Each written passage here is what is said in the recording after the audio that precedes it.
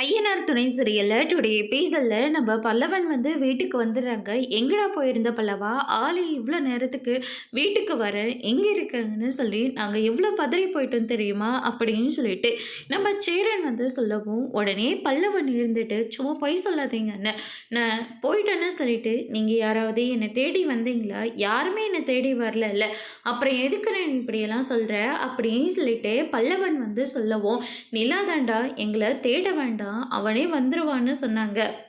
அதனால தான் நாங்கள் எல்லாருமே உனக்காக காத்துக்கிட்டு இருக்கோம் அப்படின்னு சொல்லிட்டு நம்ம சோழன் சொல்லிக்கிட்டு இருக்காங்க. நாங்கள் எதுக்கு பல்லவா உன்னை தேடிக்கிட்டு வரணும்?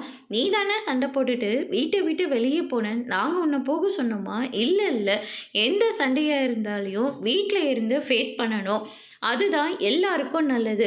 சும்மா நானும் சண்டை போட்டுட்டு போகிறேன்னு சொல்லி வீட்டை விட்டு வெளியே போயிட்டு 4 பேரை கதற விடக்கூடாது அப்படின்னு சொல்லிட்டு நிலா சொல்லிடுறாங்க.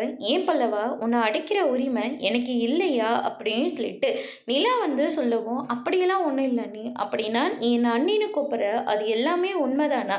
அப்படி உண்மையாக இருக்கும்னு நினச்சிக்கிட்டு தான் நீ தப்பு பண்ணுற போது நான் ஒன்று தட்டி கேட்குறேன் அப்படின்னு சொல்லிட்டு நிலா சொல்லிடுறாங்க. நீ அவர்கிட்ட பேசினது ரொம்ப பெரிய தப்பு, அவர் மேலே கோவமா அதை வாய் விட்டு சொல்லு, அதை விட்டுட்டு ஷர்ட்டை பிடிச்சி செத்து போன்னு சொல்கிற, செத்து போகிற உரிமையை நாம் எப்படி மற்றவங்களுக்கு கொடுக்க முடியும்?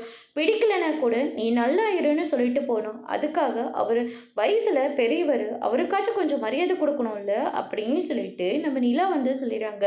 அந்த ஆளால் தானே எங்கள் அம்மா வீட்டை விட்டு வெளியே போனாங்க அப்படின்ற மாதிரி சொல்லிடுறாங்க. உங்கள் அம்மாவுக்கும் நான் அதை தான் சொல்கிறேன், பிரச்சனையா அதை நின்று ஃபேஸ் பண்ணணும், அதை விட்டுட்டு நீயும் அவங்க பெத்த பையன் தானே, உன்னை விட்டுட்டு போக அவங்களுக்கு மட்டும் மனசு எங்கேருந்து தான் வந்துச்சு? உன்னை விட அவங்க அம்மாவை விட உங்கள் அங்கிளே எவ்வளோக்கு பரவாயில்ல அப்படின்னு சொல்லிட்டு நிலா சொல்லிடுறாங்க. சரி பல்லவா, உன்னை அடிக்கிற உரிமை எனக்கு இல்லைன்னு சொல்கிறியா? இனிமேல் நீங்கள் என்ன பண்ணாலையும் நான் என்னன்னு கூட நான் கேட்க மாட்டேன், எனக்கு தோண இந்த வீட்டில் இருப்பேன், அப்படி இல்லாட்டி நானும் இந்த வீட்டை விட்டு வெளியே போயிடுவேன் அப்படின்னு சொல்லிட்டு நிலா சொல்லிடுறாங்க. பல்லவன் இருந்துட்டு அதெல்லாம் ஒன்றும் வேண்டாம், நீ என்னை நீங்கள் அடித்தது கூட எனக்கு பிரச்சனை இல்லை, அந்த ஆளுக்காக அடிச்சிங்கல்ல அதுதான் நீ கொஞ்சம் வருத்தமாக போச்சு அப்படின்ற மாதிரி சொல்லிடுறாங்க. அவர் வயசில் பெரியவரா, அதுக்காக தான் நான் அப்படியெல்லாம் சொன்னேன், என்னதான் இருந்தாலையும் அவர் உன்னுடைய அப்பா, அதுக்காச்சும் கொஞ்சம் மரியாதை கொடு அப்படின்ற மாதிரி சொல்லிடுறாங்க. சரிடா பல்லவா, எனக்கு அந்த உரிமை இல்லைன்னு சொல்லு, நான் இனிமேல் உன்னை அடிக்க மாட்டேன், நீ என் அண்ணின்னு கூப்பிட தேவையில்லை, அதே மாதிரி நீ என்ன பண்ணாலே நான் உன்னை கண்டுக்க மாட்டேன் அப்படின்ற மாதிரியே சொல்லிடுறாங்க. அதெல்லாம் ஒன்றும் இல்லை, நீ உங்களுக்கு என்னை அடிக்கிறதுக்கு அணைக்கிறதுக்கு எல்லாத்துக்குமே எல்லா உரிமையும் இருக்குது அப்படின்னு சொல்லிட்டு பல்லவன் சொல்லிடுறாங்க. இதை கேட்டோன்னே மொத்த பேரும் ஷாக் ஆகுறாங்க. அதுக்கு அடுத்ததான் ஒரு வழியாக சாப்பாடெல்லாம் போட்டுட்டு கொடுத்து நம்ம பல்லவனை சாப்பிட வச்சிடுறாங்க. ஐயோ, நிலா பேசினதெல்லாம் கேட்குற போது எனக்கு எவ்வளோ சந்தோஷமாக இருக்குது தெரியுமா? நிலாவா இப்படியெல்லாம் பேசுது, என் பொண்டாட்டியாவே இந்த வீட்டில் அவள் வாழ்ந்துட்டுருக்காளே, நான் என்னென்னமோ நினச்சி ரொம்பவே பயந்து போயிருந்தேன், ஆனால் இப்போ தான் எனக்கு ரொம்ப சந்தோஷமாக இருக்குது, நம்பிக்கையும் அதிகரிச்சிருக்கு அப்படின்னு சொல்லிட்டு சோழன் ஒரு பக்கம் ரொம்பவே சந்தோஷத்தோடு இருக்காங்க. அதுக்கடுத்துதான் எல்லாரும் அவங்கவுங்க வேலையை பார்த்துட்டு இருக்கிற போது நிலாவும் நம்ம சேரன் மட்டும் கிச்சனை க்ளீன் பண்ணிட்டு போய் படுத்துடலாம் அப்படின்னு சொல்லிட்டு வேலை பார்த்துட்டு இருக்காங்க. என்னென்ன பிரியாணி இவ்வளோ இருக்குது, என்னென்ன பண்ண முடியும், நம்மக்கிட்ட என்னப்பா ஃப்ரிட்ஜாப்பா இருக்குது, ஸ்டோர் பண்ணி வச்சு சாப்பிட்லான்னு சொல்கிறதுக்கு அப்படி எதுவுமே இல்லையே, குப்பையில் தான்ப்பா எடுத்துகிட்டு போய் கொட்டி ஆகணும், வேறு வழியே இல்லை அப்படின்ற மாதிரி சொல்லிடுறாங்க.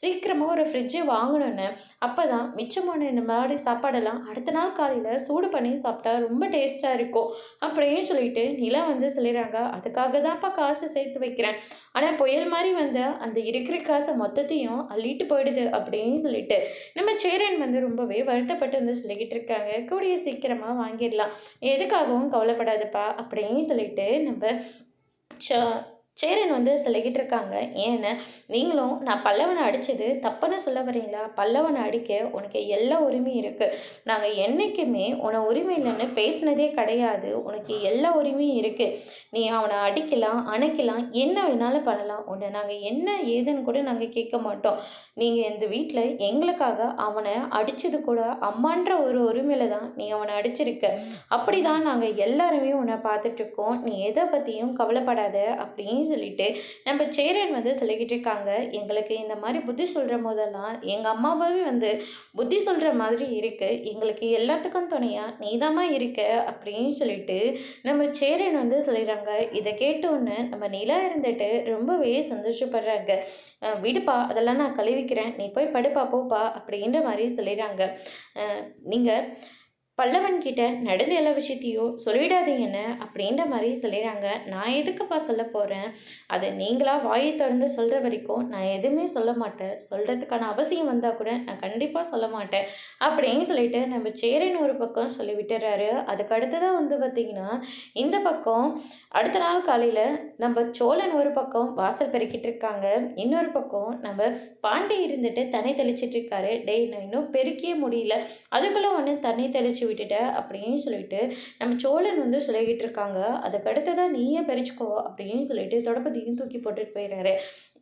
என்னோட பாயிண்ட் வந்து நான் தண்ணி தெளித்து ரெடியாக வைக்கிறது, உன்னோட பாயிண்ட் வந்து பெருக்கிறது. அந்த வேலையை நீ பார்த்துக்கோ, இந்த வேலையை நான் பார்த்துக்கிறேன் அப்படின்ற மாதிரி சொல்லிடுறாங்க. அதுக்கு அடுத்ததான் நிலா வராங்க. பெருக்கியாச்சா தண்ணி தெளிச்சாச்சா அப்படின்னு சொல்லிட்டு கேட்கவும், இங்கே பாருங்கள் நான் பெருக்கிட்டே இருக்கிற போது தண்ணியை தெளித்து விட்டுட்டான் அப்படின்ற மாதிரி சொல்லிடுறாங்க. அது இப்படியெல்லாம் ஒரு கோலம் எப்படி இருந்தாலும் போட்ட கோலத்தை தான் போட போகிறாங்க, அதுக்கு வேற நம்ம பெருக்கணுமான்னு தண்ணி தெளிக்கணுமான்னு இவன் தான் அப்படிலாம் பண்ணிட்டான் அப்படின்னு சொல்லிட்டு சோழன் வந்து பாண்டியை வந்து மாட்டி விட்டுறாங்க.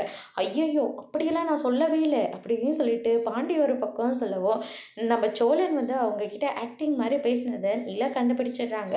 பாண்டி ஒன்றும் அப்படி பேச ஆள் கிடையாது, வேணும்னா நீங்கள் கூட அப்படி பேசியிருக்கலாம் அப்படின்னு சொல்லிட்டு நிலா வந்து சொல்லிடுறாங்க. அச்சோ நான் போய் அப்படியெல்லாம் பேசுவேனா அப்படின்னு சொல்லிட்டு அப்படியே பல்ட்டி அடிக்கிறாரு. அதுக்கு அடுத்ததான் வந்து பார்த்திங்கன்னா நம்ம நிலாவே பெருக்கி கோலெல்லாம் போட்டுக்கிட்டு இருக்காங்க. நடேசன் அதை வந்து பார்க்குறாங்க. அங்கே ஒரு புள்ளி மிஸ் ஆகுது பாரு, அந்த புள்ளியால் தான் அந்த கோலம் வர மாட்டேங்குது, முதல்ல அதை ஜாயின் பண்ணு, மற்றதெல்லாம் கரெக்டாக வரும் அப்படின்ற மாதிரி சொல்லிடுறாங்க. அப்படின்னா உங்களுக்கு கோலம்லாம் போட தெரியுமா, அதை விட நான் எல்லாமே எனக்கு தெரியும் அப்படின்ற மாதிரி பேசுகிறாங்க. அப்படின்னா நீங்கள் வந்து போட வேண்டியது தானே அப்படின்ற மாதிரி நிலா வந்து சொல்லிடுறாங்க. ஐயையோ அந்த வேலைலாம் நமக்கு வேண்டாம்பா அப்படின்னு சொல்லிட்டு அவர் பாட்டுக்கு போயிடுறாரு. அதுக்கு அடுத்ததான் வந்து பார்த்திங்கன்னா எப்படி கோலம் மட்டும் பார்த்தீங்களா, ரொம்ப நல்லா இருக்கு அப்படின்ற மாதிரி சொல்லிடுறாங்க. ஆமாம் எதுக்காக நேற்று பல்லவனை அடித்த, அவன் போய் வேற எங்கேயாவது போயிருந்தானா நம்ம என்ன பண்ணுறது, அப்படி போக விட மாட்டீங்கன்னு எனக்கு நல்லாவே தெரியும், அவன் முன்னாடி போனதும் நீங்கள் அப்படி பின்னாடி போனீங்களே அதையும் நான் பார்த்துக்கிட்டு தான் இருந்தேன் அப்படின்னு சொல்லிட்டு நிலா வந்து சொல்லிடுறாங்க. அங்கே அடித்தா இங்கே வலிக்குதா, எனக்கு அடிக்கிறதுக்கான உரிமை இல்லைன்னு சொல்லுங்கள், நான் கண்டிப்பாக உங்கள் பிள்ளையே என்ன இதுன்னு கேட்க மாட்டேன் அப்படின்ற மாதிரி சொல்லிடுறாங்க.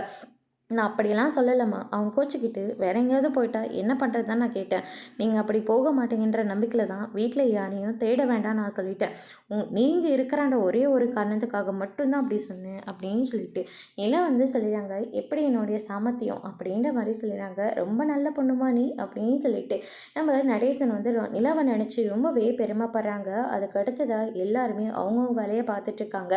பாண்டி இருந்துட்டு நம்ம பல்லவனுக்கு ஒரு ஷர்ட்டை வந்து கொடுக்குறாங்க. என்னென்ன இது உங்களுக்கு வாங்கினது மாதிரி தெரியுது, எனக்காக தாண்டா வாங்கினேன், ஆனால் என்ன பண்ணுறது எனக்கெல்லாம் இந்த ஷர்ட்டு கொஞ்சம் கூட செட் ஆகாது, நீ போட்டால் உனக்கு சூப்பராக இருக்கும், நீயே வச்சுக்கோ அப்படின்னு சொல்லிட்டு கொடுக்குறாங்க. அது எனக்கும் தான் கொடுக்குறது, பட்டன் அது பிஞ்சிருச்சுன்னா என்ன பண்ணுறது, அதனால தான் பல்லவனுக்கு கொடுத்தேன் அப்படின்ற மாதிரி பாண்டி வந்து சோழனை வந்து கிண்டல் பண்ணிகிட்ருக்காங்க. நான் என்ன அம்பட்டு குண்டாவாக இருக்கேன் அப்படின்ற மாதிரி சொல்லிடுறாங்க. அதுக்கு அடுத்து தான் நம்ம நிலா இருந்துட்டு, அண்ணன் நானும் பல்லவனை ஒரு இடத்துக்கு போகிறோம், வரைய பல்லவா இன்னும் டைம் இருக்குது அப்படின்ற மாதிரி சொல்லிடுறாங்க. சரிங்க அண்ணி அப்படின்னு சொல்லிட்டு பல்லவன் வந்து முன்னாடி போகிறாங்க. சோழன் இருந்துட்டு அப்படி எங்கெங்கே போகிறீங்க அப்படின்னு சொல்லிட்டு கேட்கவும், அது வந்து சீக்ரெட் அப்படின்ற மாதிரி சொல்லிட்டு போயிடுறாங்க. அதுக்கு அடுத்ததாக பாண்டிக்கிட்ட போய் சோழன் வந்து கேட்கவும், எனக்கும் தெரியாது அப்படின்னு சொல்லிட்டு ஓடி போயிடுறாங்க. என்னெல்லாம் பார்த்தா இவங்களுக்கெல்லாம் எப்படி தெரியுது அப்படின்னு சொல்லிட்டு ஒரு பக்கம் டென்ஷன் ஆகுறாரு. அதுக்கு அடுத்ததாக கோயிலுக்கு போகிறாங்க. சாமியெல்லாம் கும்பிட்டு முடிச்ச உடனே, நான் உன்னை அடித்தது தப்பான்னு நினைக்கிறியா பல்லவா அப்படின்னு சொல்லிட்டு கேட்கவும், என்னை அடித்தது தப்பு இல்லை நீ, ஆனால் அவருக்காக என்னை அடிச்சிங்கல்ல அதுதான் கொஞ்சம் கஷ்டமாக போயிடுச்சு, மற்றபடி எனக்கு எந்த கஷ்டமும் இல்லை அப்படின்ற மாதிரி சொல்லிடுறாங்க. உங்கள் அம்மா விட்டுட்டு போயிட்டாங்க, அவங்களுக்கு பின்னாடி வேறு ஏதாவது கூட காரணம் இருக்கலாம், ஆனால் உங்க அப்பாவ நீ மரியாதை இல்லாம பேசிக்கிட்டு இருக்கே, அவங்களுடைய மனைவிய கொன்னுட்டாங்கன்னு சொன்னாங்க. ஆனா திடீர்னு உங்க அம்மா வந்து நின்னாங்க. அப்படி அங்கிள் பின்னாடியும் ஒரு கதை இருக்கு. ஆளாளுக்கு பின்னாடி ஒவ்வொரு கதையா இருக்கு. நாமளா கண்டுபிடிச்சா தான் மட்டும் தான் அதுக்கு ஆன்ஸரே கிடைக்கும். உன்னை சுத்தி இருக்கிறது எல்லாமே உனக்கு பாசிட்டிவா தான் இருக்கு. அத வச்சு இருந்து நல்லபடியா வாழு. இல்லாததுக்காக ஆசைப்படாத பல்லவா! அப்படின்ற மாரி நிலா வந்து அவங்களோட கதையா சொல்லியும் பல்லவனுக்கு புரிய வைக்கிறாங்க. அதோட இன்னைக்கான எபிசோட் முடிச்சிருக்காங்க.